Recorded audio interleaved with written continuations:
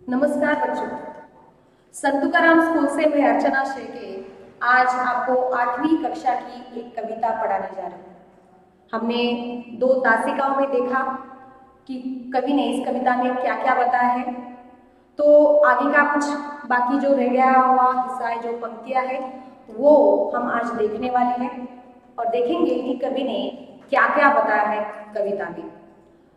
कल की तासिका में हमने देखा कि कवि हमें प्रकृति के अलग अलग उदाहरणों द्वारा बता रहे हैं कि किस तरह से रवि यानी सूरज, चांद बहुत महत्वपूर्ण होते हैं, जब महत्वपूर्ण भूमिका निभाते हैं, वो किस तरह से अपना काम करते रहते हैं निस्वार्थ भावना से।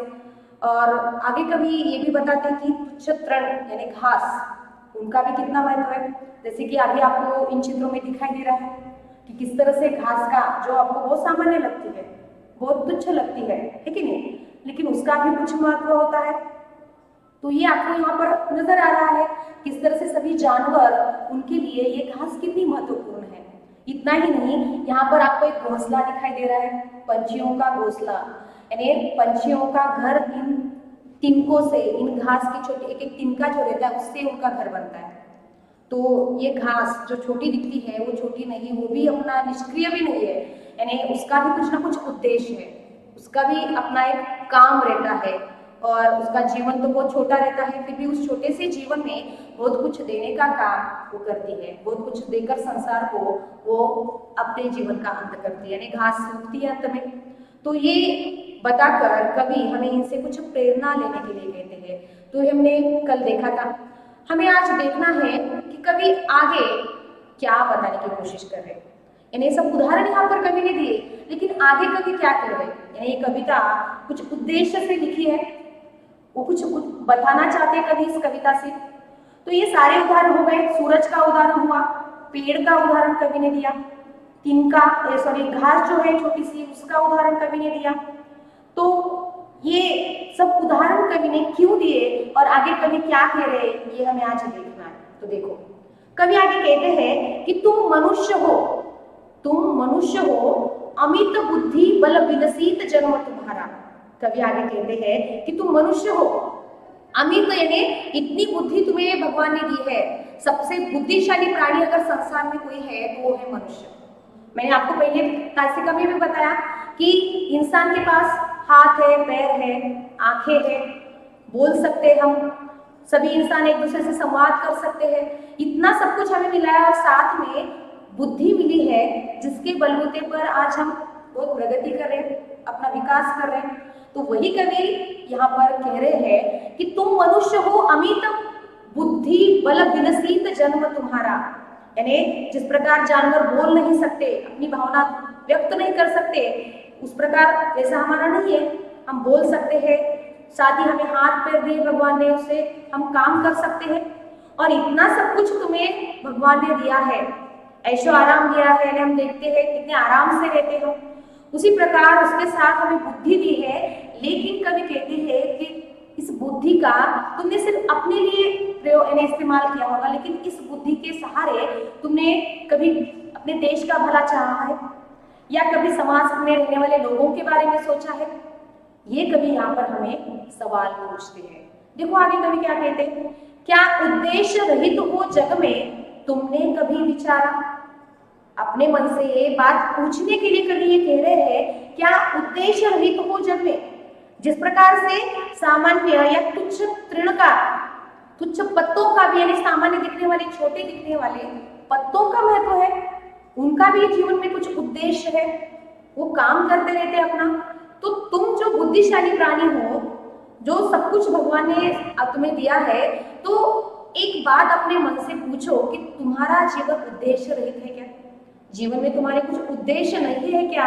यानी जग संसार में जितने लोग हैं उनके बारे में तुमने कभी सोचा क्या? ऐसा कभी अपने आप से सवाल पूछने के लिए कहते हैं। आगे कभी कहते हैं, बुरा न मानो, बुरा न मानो, एक बार सोचो तुम अपने मन में। कवि आगे ये भी कहते हैं कि तुम बुरा मत मानो, जो मैं कह रहा हूं उस बात का तुम बिल्कुल भी बुरा मत मानो, क्योंकि कभी तुमने ये सवाल पूछा है अपने आप से कि इस संसार के लिए, इस देश के लिए मैंने कभी सोचा है? क्योंकि हम हमारे काम ठीक से समय पे नहीं करते तो जब यानी संसार के बारे में कब सोचे, इस सारी दुनिया के बारे में कब सोचे, या अच्छे काम करने के बारे में कब सोचे, बिल्कुल भी नहीं सोचते। और इसीलिए कभी कहते हैं कि मेरी बात का बुरा भी मत मानो, लेकिन तुम एक बार अपने मन से पूछो कि सच में मैंने इस देश के लिए, मैंने इस समाज में रहने वाले लोगों के लिए क्या क्या किया आज तक। क्योंकि मेरे पास सब कुछ है, मैं बहुत कुछ कर सकता हूँ। ऐसा नहीं है कि हमारे पास पैसा ही हो, ऐसा भी बिल्कुल नहीं है। जिसके पास पैसा नहीं है, जो अमीर नहीं है, वो भी हर प्रकार से मदद कर सकता है संसार में जो भी जितने भी लोग हैं। जैसे कि मैंने आपको एक चित्र दिखाया था, एक अंधी लड़की को रास्ता दिखाने का काम एक दूसरी लड़की कर रही थी।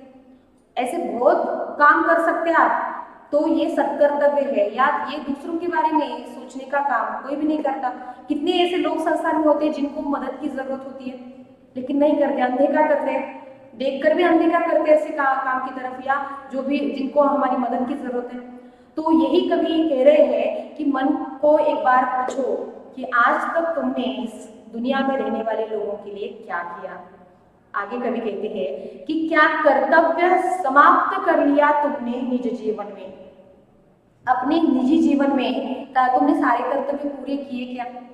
जैसे कि अपने परिवार में रहते हुए अपने परिवार के प्रति हमारे कुछ कर्तव्य रहते हैं, वो पूरे किए क्या तुमने। माता पिता के प्रति हमारे कुछ कर्तव्य रहते हैं, अपने भाई बहन के प्रति हमारे कुछ कर्तव्य रहते हैं। परिवार को छोड़ा तो हमें जब हमारे आसपास रहने वाले पड़ोसी, उनके प्रति हमारे जो कर्तव्य वो हमने पूरे किए क्या। अच्छी तरह से हम वो कर्तव्य निभा रहे हैं क्या, उनकी हम मदद कर रहे हैं क्या। ये सारी बातें, साथ ही आगे चलकर अगर आप स्कूल में जाते हो, स्कूल के प्रति आपके कुछ कर्तव्य है कि नहीं। पढ़ते समय बच्चों के, हमारे जिस पाठशाला में आप रहते हो उस पाठशाला के प्रति, या जो अध्यापक आपको पढ़ाते हैं, अध्यापिका आपको पढ़ाती है, उनके प्रति आपके कुछ कर्तव्य है। तो ये सब कुछ जो भी कर्तव्य है क्या आपने पूरे कर लिए क्या। अपने निजी जीवन में जितने कर्तव्य हैं वो आपने पूरे कर लिए क्या, ऐसा और एक सवाल यहाँ पर कवि पूछते हैं। क्योंकि कर्तव्य कभी समाप्त नहीं होते, काम जो भी हमारी जिम्मेदारियां वो समाप्त नहीं होनी। जब तक हम हैं तब तक हमारी जिम्मेदारियां वैसी है तो हमें पूरी करते हैं ना। हर रोज नई जिम्मेदारियां हमारे सामने रहती है, हर रोज हमारे कर्तव्य हमारे सामने रहते हैं, तो वो पूरे कर लिए कि हमने। क्या उद्देश्य नहीं था हमारा जीवन, यानी बिल्कुल भी उद्देश्य नहीं है कि तुम्हारे जीवन का, ऐसा सवाल कवि यहाँ पे पूछ रहे हैं। और सच में हमें एक बार हमारे मन को एक सवाल पूछना चाहिए, हर किसी को, बच्चे छोटे बड़े सबको एक सवाल अपने मन को पूछना चाहिए। क्योंकि हमारे भारत देश की लोक संख्या कितनी है, जनसंख्या बहुत ज्यादा है, और इतने लोग, इन सारे लोगों ने अगर सबके बारे में सोचना शुरू किया, एक व्यक्ति हर रोज एक अच्छा काम करेगा, उसने सोचा कि मैं समाज के लिए हर रोज एक अच्छा काम करूंगा, या इस देश में रहने वाले लोग जितने भी है, तो हर रोज मैं एक व्यक्ति की किसी न किसी प्रकार मदद करूंगा, तो सोचो कितने अच्छे काम होंगे ने, कितने। अगर ऐसा सोचा सबने तो सच में ही बहुत अच्छा होगा।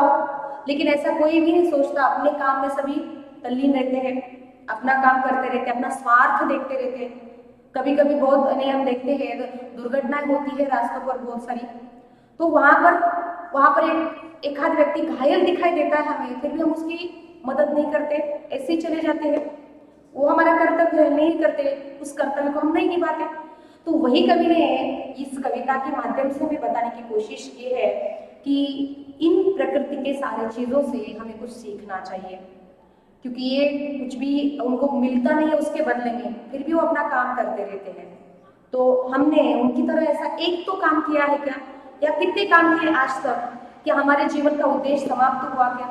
और जब तक आप इस प्रकार जो भी हमारे कर्तव्य है या सामाजिक कर्तव्य निभाते नहीं रहोगे तो आपका समाज में आप चले जाएंगे इस समाज से, लेकिन आपकी पहचान रहेगी क्या, बिल्कुल भी नहीं।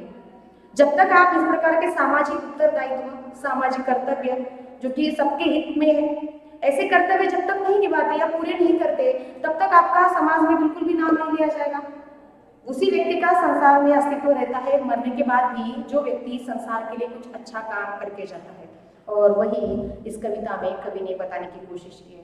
बहुत ही सुंदर कविता थी, बहुत सारे उदाहरण देकर कवि ने बहुत अच्छी तरह से हमें अपने कर्तव्य कौन से वो बताने की कोशिश की है।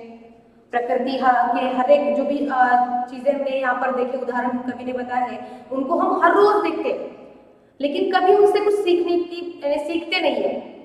इन्हें सारे चीजें जो है सूरज चांद उन सबको हम देखते हैं, पेड़ तो बहुत सारे देखते हैं हम, लेकिन उनसे वो जो देते हैं या जो देने की क्रिया है उनकी, सब कुछ देने का काम, इन्हें फल देते हैं, वो पत्ते भी उनके हमारे काम में आते हैं, वो छांव देने का काम करते हैं, उनकी लकड़ियां जो भी है अलग अलग जगह इस्तेमाल की जाती है। तो देखो कितना महत्व है इस पेड़ का।